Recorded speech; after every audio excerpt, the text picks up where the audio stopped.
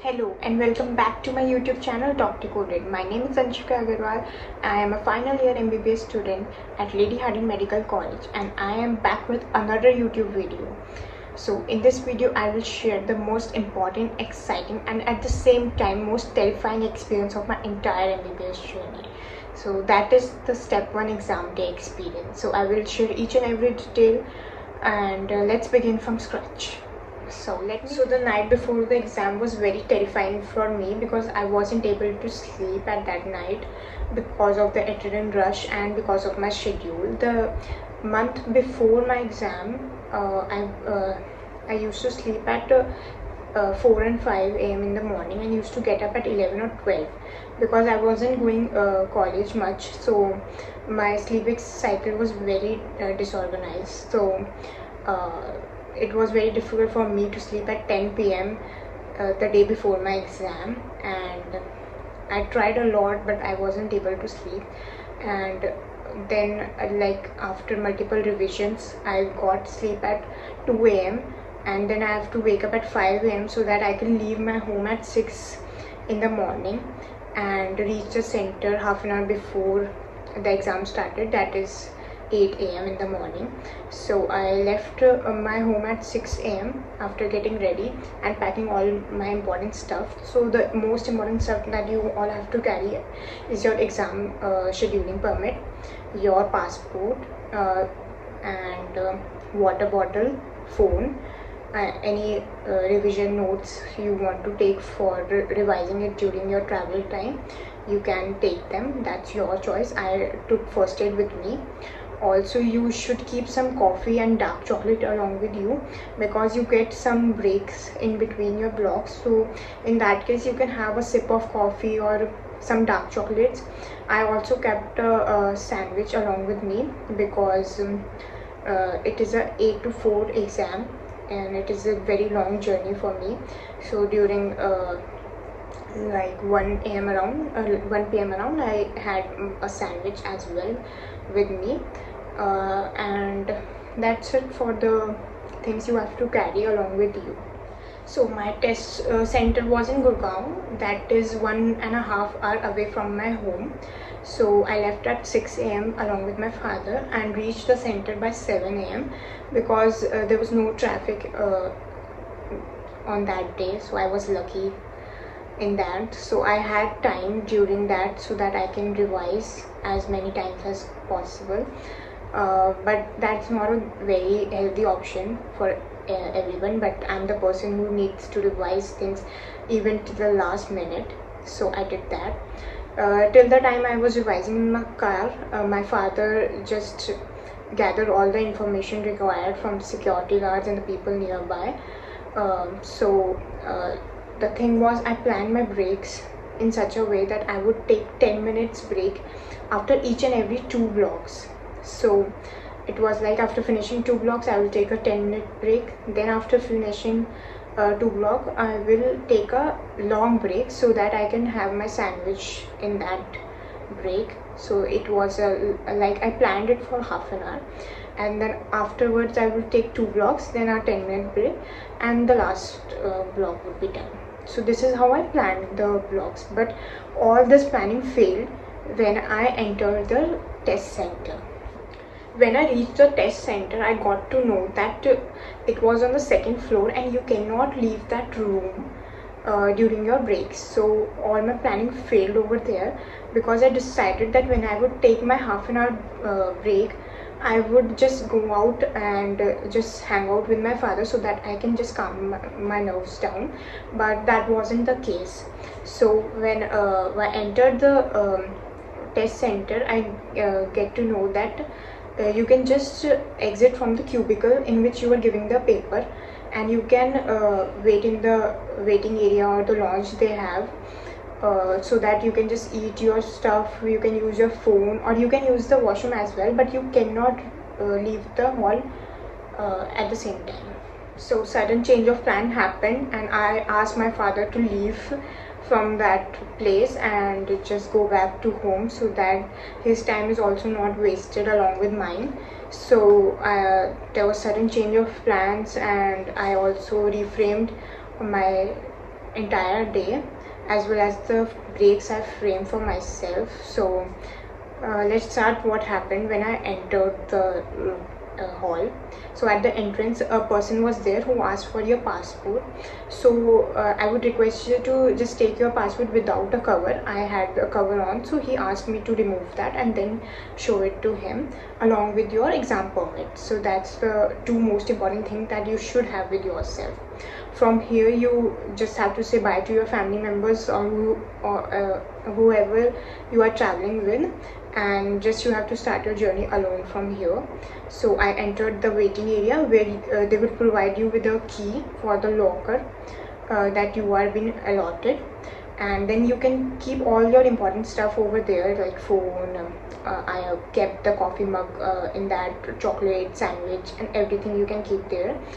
And so the most important thing is that in that center there are multiple exams going on, so you have to be very attentive in listening that which exam people are they calling on. So make sure that you hear and confirm your exam before entering.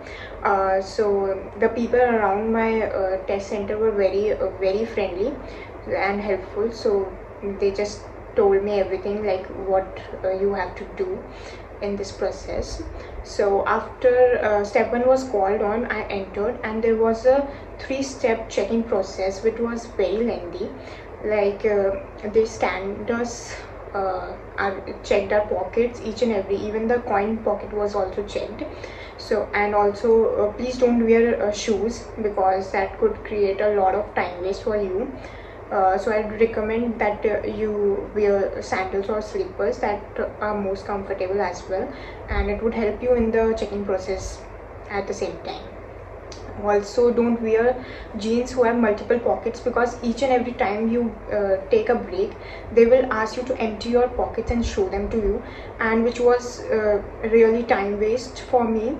So I would advise you to not wear jeans with multiple pockets, or wear some comfortable jeggings.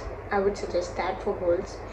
Also avoid accessories like earrings, rings, etc. Also hair accessories should be avoided at the same time. I was carrying a clutcher, so they asked not to keep that clutcher on table, whether you use it or just keep it in the locker that is assigned to you. Then after this screening process, biometrics would be performed, in which fingerprints would be taken and a photograph would also be taken at the same time. Then at the third counter, you would be given 2 sheets and a marker, in which you have to write your roll number with that marker so that you can enter it in the system that's allotted to you. After that, after doing this process, it was around 7:45 a.m.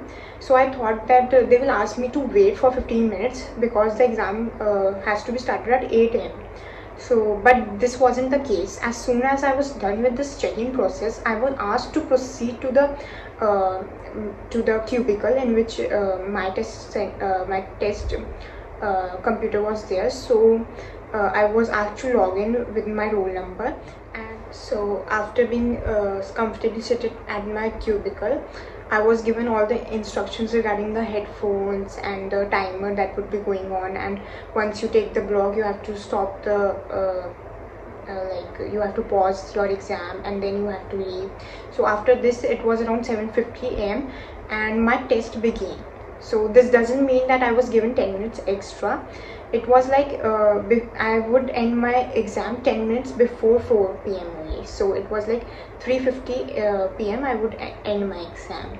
So this was the case. Then after, I finally started my exam, and during my first block, I was really nervous.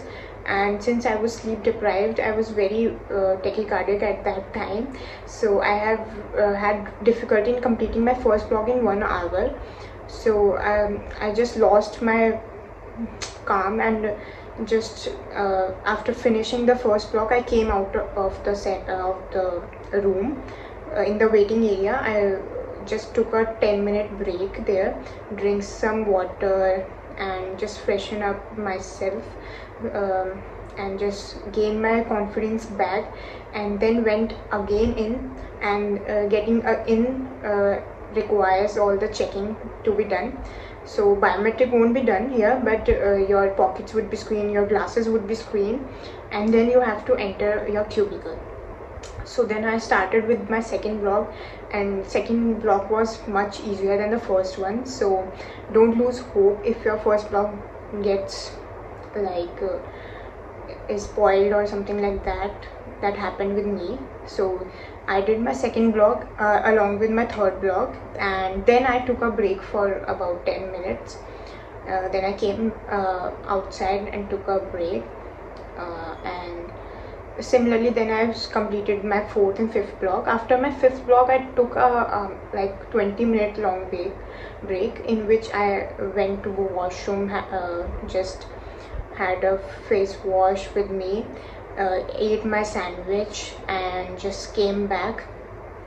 So I finished my sixth block, and that was like I just felt like I'm done with this, because I didn't have the power to just start with my seventh block, because I was too tired. I didn't have sleep, like I just slept for 2 to 3 hours, so I was really tired at that time, and I just wanted to quit this moment. But then I again, after sixth block, came out for 10 minutes, just had coffee, just had some water, and just entered again with the hope that this is the last block and finally I would be free from step 1 after this.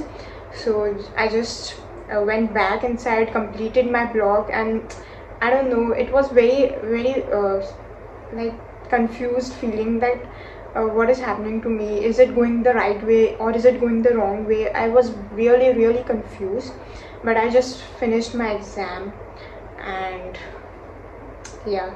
And finally the moment came when my screen showed the exam is over, and there was a feedback afterwards.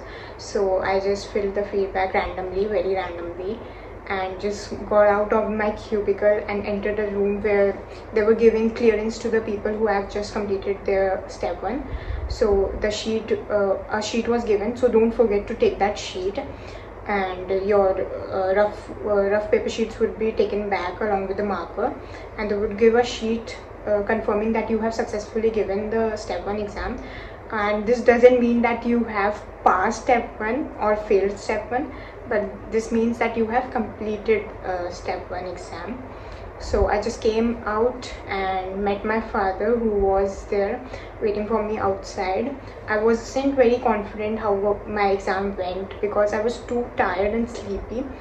And just avoid this mistake that I did, just have a 7 to 8 hours sleep before exam, because it is a 8-hour long process and you need to be full of energy at that time. So avoid this. And I was very confused, like how my exam went. Was it good, was it bad? I was really confused. So I just thought to just ignore that thought and just came back home and slept for a while.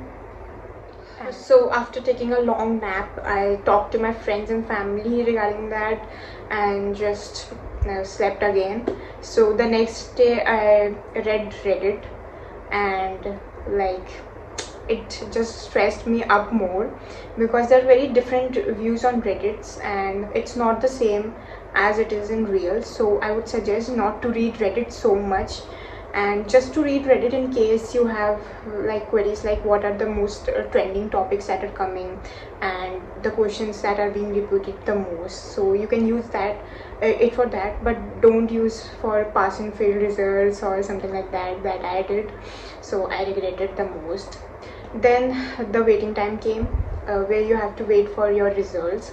So I waited for 2 to 3 weeks, and at the end of 3 weeks I asked my senior, like, I haven't received any email from ECFMG regarding my result, so what should I do? So she said that you should wait 1 week more, and then you should email ECFMG regarding your results. So I waited 1 more week and emailed them regarding the delay in my result.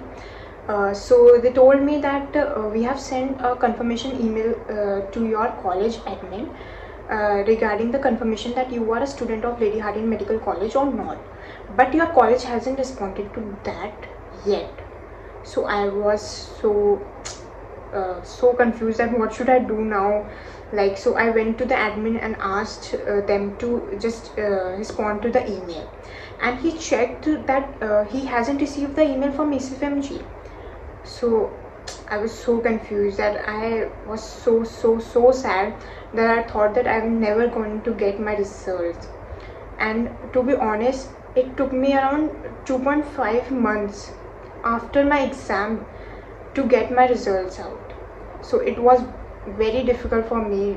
Like, this journey was very difficult for me. So after this, I then again emailed USMLE that can you please resend that email of confirmation to my college admin so that he can respond to that.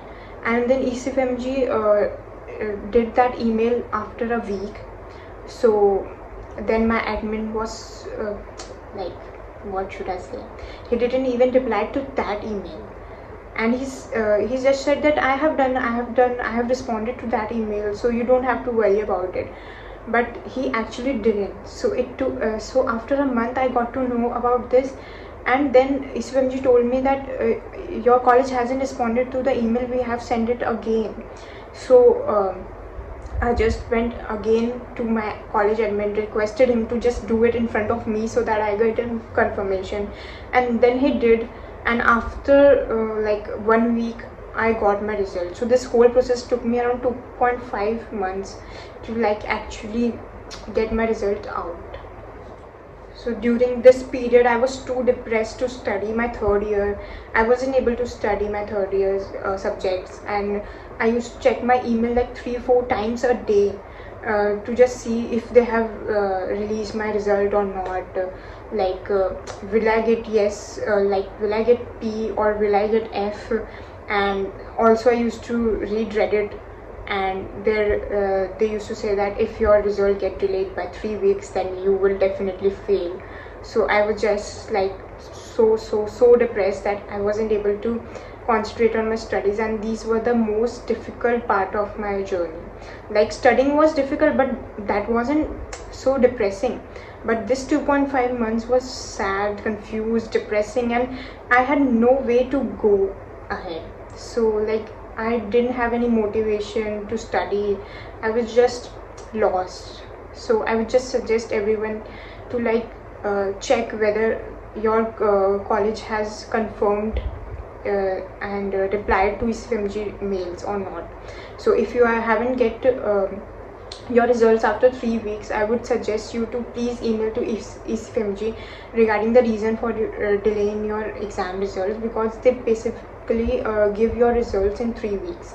So if you haven't received in 3 weeks, then please email USMLE and confirm the reason for delay. And if the reason is same as mine, just force your college admin to just respond to the email as soon as possible, because until then you won't get your results, and it would definitely make you more depressed, because this time you think a lot and you overthink about like whether you would get pass or whether you would fail, and what would you do if you just fail in this exam. Will you continue this USMLE journey, or would you just skip this part? Like, it's full of thoughts. So this is the take home message, and the last and final message that I would give you all is that take proper sleep and don't do the mistake that I did in my exam. So take a 7 to 8 hour sleep, that is a must, so that you can just extend yourself in this 8-hour journey. So that's it for today, guys. So I know this was a very long and hectic journey, but it was worth it. So when I get the result as passed after 2.5 months of giving my exam, it was like worth it. The feeling I just felt was like amazing, and I can't tell you how proud my parents were at that time, and today also. So it was great, it was really great, and it was worth your effort. So I would say I have tried to incorporate each and everything regarding my exam day experience. And if I still have missed something, you can just ask your query in the comment section, or you may DM me on my Instagram ID. That's it. So guys, stay tuned for upcoming videos for more and more information regarding how to proceed in your USMLE journey, and most probably I will make next video regarding the research and volunteer opportunities that one must take to make their CV better. Also, and last but not the least, subscribe to my YouTube channel and hit the notification bell for further upcoming videos. Till then, stay inspired, stay informed. Bye bye.